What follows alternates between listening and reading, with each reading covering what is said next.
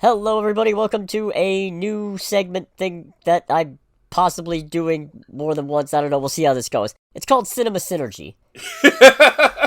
Except I spelled it weird because that makes it unique and therefore memorable. But that's not part of the title. And therefore the algorithm will maybe like it a little bit more. Yeah, maybe. Who knows? I'm Cody, aka the Scarlet Troll. And I am Greg, aka Greg. Yeah, and the premise behind this segment, good to have you, is that... I should have led with that.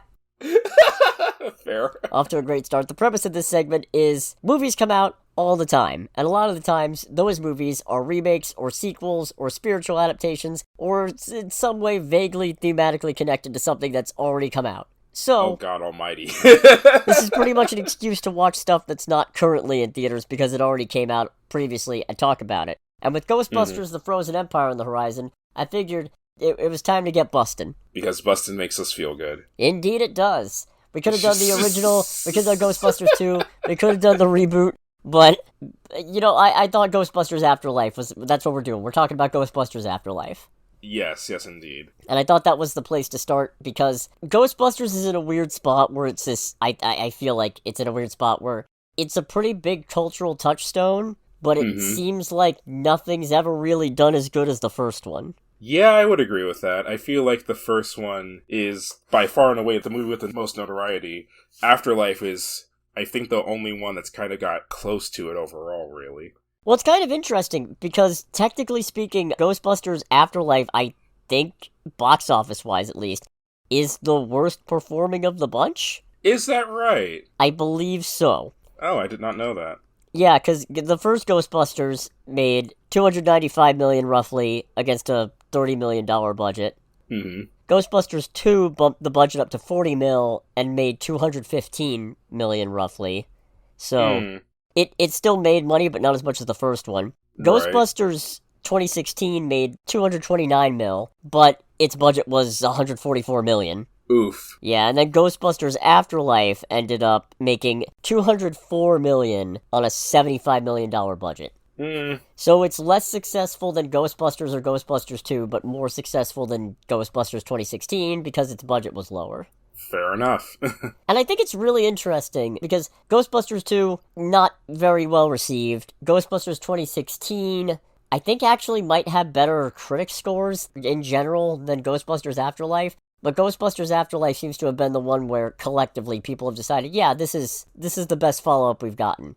Right, yeah. And I think that's really interesting because in terms of tone, it's the farthest removed from the original. Yeah, because the original and the second movie still were pretty goofy and comedy-oriented, whereas Afterlife is a much, much more serious movie, which there's obviously goofy moments in it, but it is tonally a significantly more serious movie than the first two. Yeah, and it's still goofy. It's still got some laughs. It's still got some good jokes in it, but it definitely feels more like it's trying to be a 4-quadrant family action movie with some horror comedy elements than it is trying to be a comedy. Right. And it's also weird because in a lot of ways, Ghostbusters Afterlife is basically the antithesis of the original. Because the original was all about taking the unknown and the mystical and the mysterious, basically, you know, life, death, the afterlife, the human condition, and reducing it down to the mundane level of pest control. Man, that is a way to think about it, isn't it? Yeah, because that's basically what they are. They're just exterminators, but for ghosts. Yeah. They operate out of a firehouse, they got uniforms. They have a car. Ghostbusters Afterlife, on the other hand, is approaching this from a more reverent perspective. And in a lot of ways, that feels wrong. If only because the Ghostbusters themselves wouldn't necessarily treat themselves as that self-important. But you can't argue with the results, and ultimately, I think this is a really good movie. Oh yeah, absolutely. So the premise, such as it is that Carrie Coon is playing Callie, a single mom with 2 kids who are played by Finn Wolfhard and McKenna Grace. They're Trevor and Phoebe. And they all get evicted from their apartment in, what was it? Was it Chicago? I think it was Chicago. The Bears, indeed. So they get evicted from their apartment. Callie's dad, who she was estranged from, died and left her a house in the middle of nowhere, Oklahoma. So they schlep out there. Turns out the house is basically worthless, and they're all kind of stuck in that town because they got nowhere else to go. Phoebe starts finding some stuff around the house that indicates her granddad might have been into some weird, wacky science stuff. To say the absolute least. And she herself is a weird, wacky scientist. So, right. Come to find out, surprise, surprise, Callie's dad is actually Egon Spengler, played by Harold Ramis, except not actually played by Harold Ramis, because sadly by this point Harold Ramis had passed on for real. Yes, very much so. And in trying to find out more about Spengler's legacy and the legacy of the Ghostbusters, they uncover a secret, decade-spanning plan to resurrect, or resummon, I guess, Gozer, the evil god from the first Ghostbusters. And this new generation has to step up and answer the call functionally. Yes, indeed. I think that's a good sum up overall. Yeah, I think so. Because, there's not really a spoiler section, because, this is already the spoilers are inherent and implied, I suppose. Yeah. Well, I don't want to pull the whole, this movie's been out for a while, but it did come out 3 years ago, I think? Yes? 2021? Yeah, because it got delayed a few times, because it was supposed to come out in, I think, 2020. And then 2020 happened. Yeah, then 2020 happened. Yeah, for real. Paul Rudd's also in this. Yes, he is. Paul Rudd is in this movie, and really everyone in this movie is pretty good overall. Yeah, People Magazine was it People or was it Time? Either way, some magazine sexiest man alive of some year. People Magazine. Okay, People, got it. That makes sense. Yeah. I like him in this too, because he's very hands-off as a teacher. Yes, he is. He's actually pretty lousy at it. He kind of sucks at it. He just shows his students movies, he fucks off from them to talk about science stuff with Phoebe, he puts Phoebe and podcast played by Logan Kim into a very dangerous predicament where they try to jumpstart one of the ghost traps. Literally jumpstart using a school bus and a car battery. Yeah, yes indeed. So, as a teacher, he's not great, although he has one of the realest lines in this movie that I've ever heard in any movie during that same scene where they try to clean it all up, and he's like, we need to hurry up. Phoebe's like, yeah, but you're an adult. He's like, I am an adult, and I'm liable. I was like, oh man, that is some real shit. Also, he's not just showing them random whatever movies or feel-good family comedies or whatever. He's playing Cujo in Child's Play. Yeah. Outstanding. Yeah, outstanding indeed. I wish I could be that kind of teacher, but I don't also feel like dealing with kids for that long, so... Yeah, same. But then neither does he, hence playing Cujo. Right. You don't want to be here. I really don't want to be here. I'm gonna play some Cujo. It's weird how much this still manages to feel like Ghostbusters, despite that pretty large tonal shift. Mm-hmm. There's still enough strangeness and comedy. The one thing that I think carries over very well from the original Ghostbusters into this one, that definitely is part of the spirit of it, is that a lot of the wacky... Oh, God almighty. That was by accident. A lot of the comedy and wackiness comes from the actual characters themselves and how they carry themselves. A large portion of which, of course, being with Paul Rudd, but also with Phoebe Spengler, played by McKenna Grace, because she's literally Egon if Egon was a 13-year-old girl. And she is, for me at least, she is by far and away the best part of the movie. She's pretty dang good. I think my favorite part is probably, or my favorite actor rather, is probably, I feel like it's Podcast. Podcast is a very close second, because, and we're not, trying to make a joke or anything. If you've never seen this movie, there is actually a character who's only known as Podcast, played by Logan Kim. We never get his actual name. His show really found its footing in episode 46. Yeah, and this kid is clearly just living every day to its fullest and having the time of his life the entire time he's there. I'm curious how he has all that audio equipment, but that's neither here nor there. Yeah, you know what? That is a good question. Where did he get all that? One of the things he has is a microphone that I would expect on a TV set. You're no more than 13, 14. Where the hell did you get that? Especially in this middle of nowhere town that you live in. It was also really funny when we watched it. We were watching it with some friends, and one of our friends said, so they just picked up Ghostbusting then, and I went, well, yeah, if you found out that your granddad fought ghosts with laser beams, and you found his laser beams, and you found a ghost, you'd hunt ghosts with laser beams too. Yes, you would, even if it's horrifically unsafe. Yeah, what do you care? Yeah. It's your destiny, functionally. Bonus points if you also discover and successfully somehow restore the Ecto-1. It's a little schmaltzy, the bit where, because they run into one Ghost Muncher who's basically next generation Slimer, and Yes. a fire hydrant ends up spraying the side of the Ecto-1 and cleaning off the Ghostbusters logo. It's like, that's a little on the nose, but also, I'll take it. Yeah, just a tad. That's good. It's nice and quick. That's very much a case of show rather than tell, so well done. Because I think part of the reason why it works, despite being so much of a departure from the offbeat, straight comedy that Ghostbusters was, is that the other two movies tried that and demonstrated that it doesn't really work. It doesn't work as well when you get the originals all back together. It doesn't work when you get a new cast of contemporary comedians to try and do a recreation of it. So you might as well not bother. Why do it a third time? Right. Which is part of why I'm fine with this, and also why I'm fine with Ghostbusters Frozen Empire. Because it's like, yeah, okay, trying to do this wholesale one-to-one didn't really work, so mix it up. Give it a little bit of a fresh squeeze or something like that. I forgot how much Celeste O'Connor was in this. She plays Lucky, who's the sheriff's daughter, and also Trevor's crush, but... Yeah. I genuinely forgot how much she was in this one. Because we didn't even recognize her from the Frozen Empire trailers, and we had to be, oh right, she was in this, but actually she's in it quite a bit. Yeah.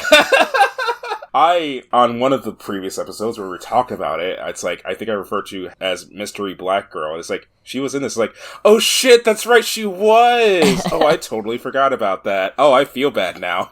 Which is pretty nuts, because she's in the final confrontation with Gozer. Yeah, she is. Gets possessed by a demon dog, but still. The demon dogs are back. Actually, you know what, that's probably the closest point to the original Ghostbusters, is when Paul Rudd's character is walking around the Walmart, and just all kinds of wacky stuff starts happening, most of them involving little mini Stay Puft Marshmallow Men killing themselves in gruesomely horrific but also hilarious ways. Oh man, the first time I saw that, because we saw it in theaters, and everyone was like laughing in the theater, and I'm just sitting there being like, this is not cool.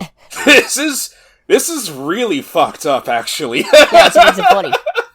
Yes, like, they literally killed themselves. We see one just, like, casually walk onto an active burner and just melt in, like, the most grotesque way possible. On fire. Yeah, on fire. Just, like, giant eyeballs, like, falling out of his ghostly little body. And I'm just sitting there like, this is actually pretty fucking depraved.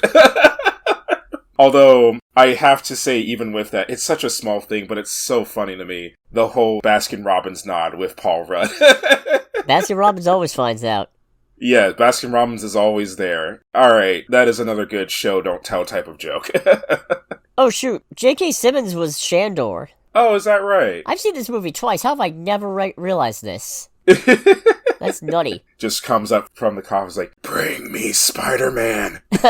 I want pictures of Spider-Man. Spider-Man's a menace!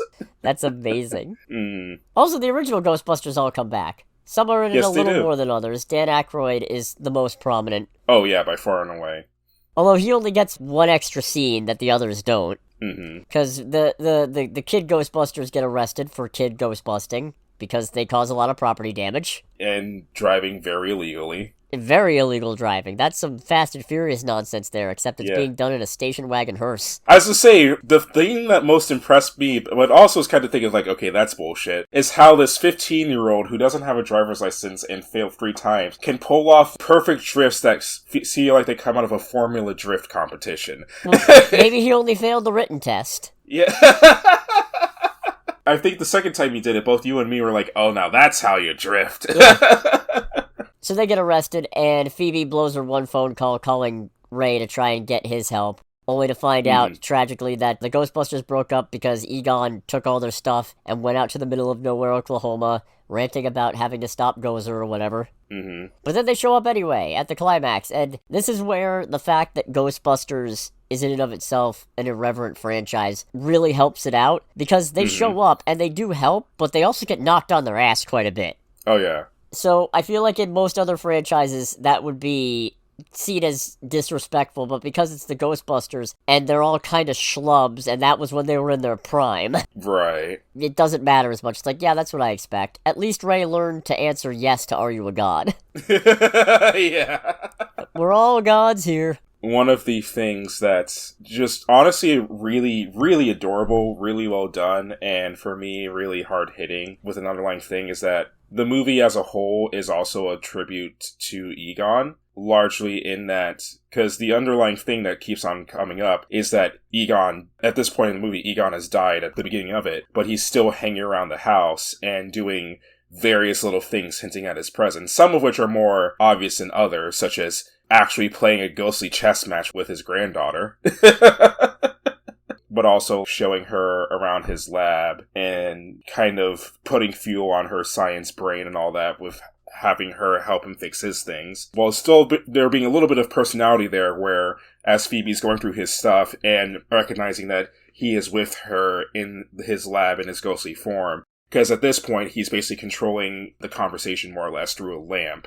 Literally through a lamp. And she just goes, it's like, how did you build all this? And he just very aggressively turns the lamp to his wall of accolades. I get it, you're a genius. Yeah, but it's one of those things where, because again, an underlying theme of the movie is the fact that Egon's daughter has never met him, doesn't know anything about him. As far as she knows, he basically abandoned her. And it's just kind of a recurring theme of him trying to be like, no, I am here. I did not purposefully abandon you guys. Yeah, because he's got a whole wall of tracking her accomplishments as she was growing up. And there's actually an interesting little tidbit in there. Mm-hmm.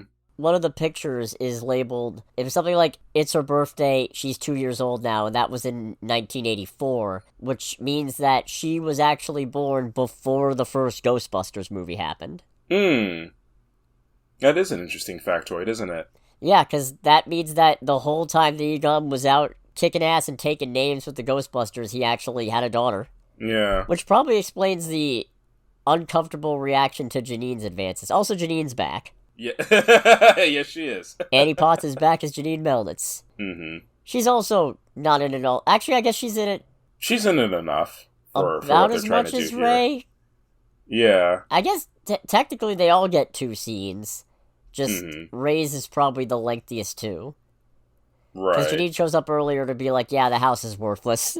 And then Winston and Peter get the post-credits. Right. And actually, that was a pretty sweet one where it turns out Winston's managed to become a very successful CEO to the point where he's actually paying the rent for Ray's weird occult bookshop. Right. And an interesting speech that... this is part of where it kind of feels at odds with regular Ghostbusters, where he talks about what a great time it was and how he'll always consider himself a Ghostbuster first. Okay. I believe it. I don't unbelieve it. Right. And it's actually kind of sweet when you see the development from, if there's a steady paycheck in it, I'll believe anything you say, to I'll always be a Ghostbuster first. Mm-hmm. That's nice. That was a very sweet touch. What do you think of digital recreated Harold Ramis? I would hate it if the scene that it was first introduced in didn't almost make me cry. Fair. Yeah, because... So, in reference to that, again, if you haven't seen the movie, you should watch the movie first and foremost. Yeah. But with the end of the movie, Harold Ramis's ghost actually does come back to help the group fight off and finally trap Gozer. And following that is a extremely touching scene of Harold basically congratulating Phoebe and reconciling with his daughter. And the other Ghostbusters. And the other Ghostbusters as well. And from there, he finally goes into the afterlife. And it almost made me cry because this movie came out... to get like real personal for a second, this movie came out within a year of my grandmother passing away, so it kind of hit me pretty hard in that aspect. Damn. Because it's like the whole thing of, you know, let's just say there's been a lot of times over the last few years where it's just like, I really just want to see my grandmother and talk to her and give her a hug, because shit's kind of hitting the fan, and that would usually be what I would do. So... Fair. Just having all that brought that very close to home for me. Like, again, if it wasn't for that, I would probably honestly hate it quite a bit. Interestingly, apparently the ghost version of Egon, I'm not sure if he's a stand-in or... anyway, it's actually... I would imagine it's a stand-in. Because it says using prosthetics and digital makeup, and I'm not sure what all that entails, but apparently that's Ivan Reitman, the director of the original Ghostbusters. Oh, no kidding. And also the dad of Jason Reitman, director of Ghostbusters Afterlife. Okay. And Frozen Empire. Well, no, he co-wrote Frozen Empire, but Gil Keenan's directing Frozen Empire. Anyways. That's right. Podcast actually gets to kill a bunch of Marshmallow Men too. At which point he finds out that Dan Aykroyd is his one singular subscriber, which is honestly really cool. Yeah, show really found its footing in episode 46. Yeah, and it's also just honestly pretty perfect. It's of course, his one survivor, or not his one survivor, his one subscriber. Is Dan Aykroyd. Yeah, that's a little too perfect, if we're being honest. I mean, apparently he doesn't know anything about the Ghostbusters, and Ray doesn't like thinking about them at that point, so it makes sense he'd listen to that one. Mm-hmm. Which also, I find it interesting that we're back to, the Ghostbusters are frauds. I guess it makes more sense when it's almost 40 years removed, as opposed to Ghostbusters 2, where it's only a couple of years and they're like, boo, you're frauds, which, how does that work? Yeah, that's a little silly. So if all the ghost activity dried up after like 10 years, then it makes sense that by that point nobody's thinking about them anymore. Mm-hmm. I'll take that. Fair. All in all, yeah, I like this a lot. Oh, I absolutely love this movie. It doesn't top the original, but clearly nothing has, so... Yeah, and that's okay, I feel like. That's fine. The original Ghostbusters was a lightning-in-a-bottle thing, and then, like all lightning-in-a-bottle trends, studios try to capitalize on it with sequels and Saturday morning cartoons and merchandising. And video games. There's so many Ghostbusters continuations, my goodness. Good lord, yeah. I think they had an IDW crossover comic with the Transformers, too. Did they now? I think? Oh, okay. Don't know. Did you know that Jeff Goldblum was apparently considered for the role of Egon?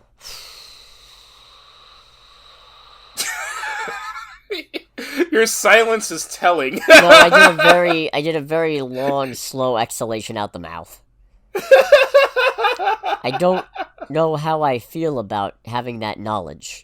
Yeah, I mean, I don't think it would have been anywhere... As much as I love Jeff Goldblum, I don't think it would have been anywhere near as good. You're right, It would have been worse. Yeah. It would have been worse. Carol Ramis was very much perfect to play Egon. They caused this explosion. Your mother! So what do you do for fun? I collect spores, molds, and fungus. God, so... I rewatched the original recently with a friend, and my favorite part that I keep quoting over and over again is just when they're trapping Slimer in the ballroom, and Dan Aykroyd goes, "Whatever you do, don't look directly at the trap." And then Harold Ramis just goes, "I looked at the trap, Ray," and then nothing is said. It's just a weird one-off exchange that doesn't go anywhere. I love it.